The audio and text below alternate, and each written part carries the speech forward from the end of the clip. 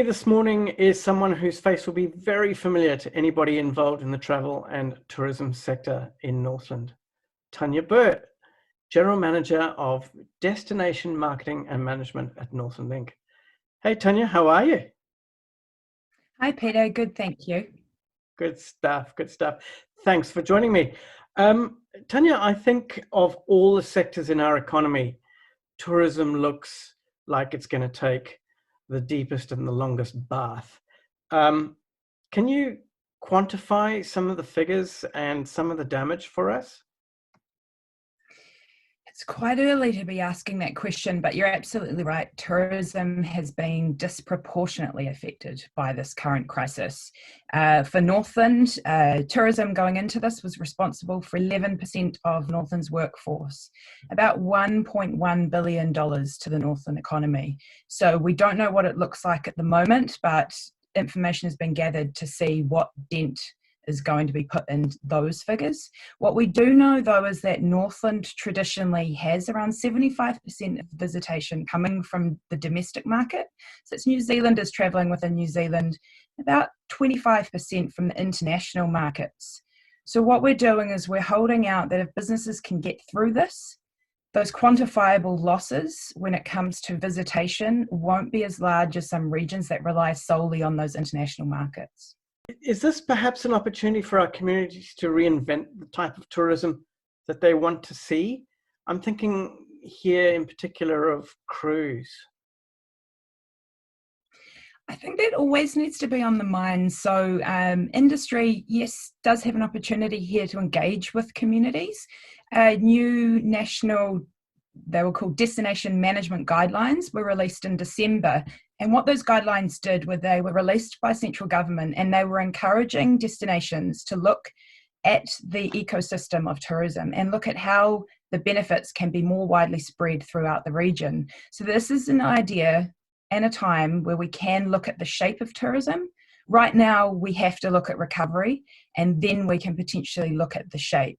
So cruise, yes, cruise conversation needs to be had. Cruise has taken a negative hit through the media through this crisis.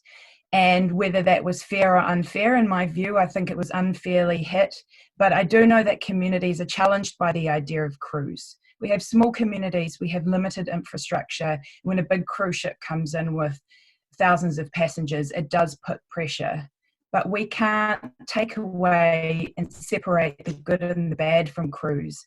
We need to accept that with the vibrancy of the economy and the benefit that cruise brings to local communities, there is some trade-off. So yes, those conversations will need to be had, and community and business, industry and local government engagement will be necessary for that. Are there any initiatives in hand across the region to help those tourism and hospitality businesses that are going to be particularly badly hit by this?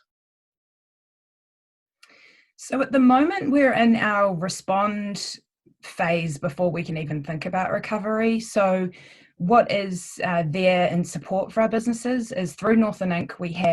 We operate through the Regional Business Partnership Network. And so we have a helpline set up to connect tourism businesses and all businesses with the resource that's available and helping with applications to access resource. So for instance, early on, that was the wage subsidy. Specifically for tourism, our team at Northland Inc. are working with businesses individually and through groups to make sure that businesses have the support they need, even if it's just an ear, someone to listen. But we're also lobbying central government because there isn't a lot available. We need a tourism support package to come out. We're talking about New Zealand's largest export earner, tourism, going into this. So if we're to recover in any way, shape or form, we're going to need extension of wage subsidies. We're going to need further support. So at the moment, all we can do is talk to businesses, support them and link them with the resource that is available. Are you involved with lobbying for that support from central government?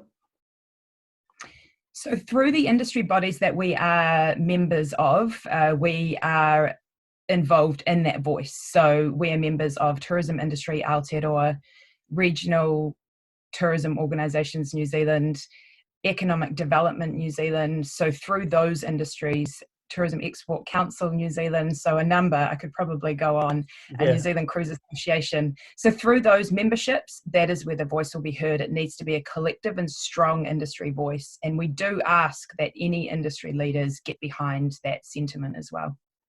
Are you involved with any of the initiatives like Wayne Jackson from Northtech was speaking about recently around the retraining and reskilling initiatives that are going to be available to people whose roles in the tourism and hospitality sector have been affected? Yes, so the skills training and employment piece is big for us. There are a number of initiatives coming out now, just 3 that I've been in conversation with and about this week. Plans that I'm not sure we can talk about just yet, but we're quickly putting together, and part of proposals to offer support for the tourism industry.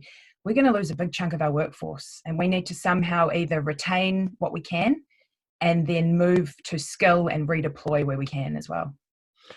When you say we're going to lose a big chunk of our workforce, what sort of numbers do you have in mind? We haven't got that data. We do know of some of the redundancies and some of the job loss that happened early on in this crisis. Going into lockdown, this was already an issue, and we do estimate with the conversations we have had regionally that if the wage subsidy comes to an end at 12 weeks, there'll be another wave of job loss. So we're working with national initiatives like Go With Tourism, which was set up by ATEED, to connect employers and employees with further opportunity. So I can't put any numbers on it, but again, if we don't get further support, it's not going to be good. What are you doing about marketing the region a little more vociferously internally than you've been doing to date? It's a great question, because as a regional tourism organisation, we do put quite a focus on the international market, and we collaborate with local organisations and groups like the Bay of Islands Marketing Group on marketing domestically. So we're looking at taking a bit of a pivot to our business as usual and investing more of our marketing dollar in that domestic marketing for at least the short and medium term. So that comes after the respond phase to the restart phase. So at the moment we're planning what those collaborations and campaigns look like. And we've been told not to expect to really talk to the market en masse until about level 2. Then it will be acceptable for people to hear the message about Northland, to position our product and our offering when the audience is best ready to receive it. And then a bit of local travel may happen around level 2, but it's not until level 1, alert level 1, where we'll see more national domestic travel. So timing is everything. Message is important, but timing is everything in this case. It's going to be noisy out there in the marketing world through digital channels especially. So we need to work with, again, the likes of our industry key players and the Bay of Islands Marketing Group and our local government and other industry key players to make sure that we get our voice heard. What is unique about Northland? That's the story we need to tell. Some product and a lot of product can be repositioned for the domestic market. Some may struggle to reposition. Some businesses we've talked to relied on international visitors to fill about 80% of their business. So we will hope to be working with those businesses to offer them some kind of help, and again, connect them to resources that will help them look at their product and reposition their product. Now, Air New Zealand. Lots of talk about Air New Zealand moving from being an international carrier to being primarily a domestically focused carrier in the certainly short to medium term. Is there any discussion around the possibility of perhaps subsidized domestic air travel to help boost and stimulate the local and intra-New Zealand tourism market? So we haven't been involved in those conversations, and I haven't heard of those conversations, but we are in regular contact with Air New Zealand through their regional affairs team. And we have enjoyed great partnerships with Air New Zealand in the past and continue to, as a region, as Northland Inc, and through the Bay of Islands Marketing Group, of course.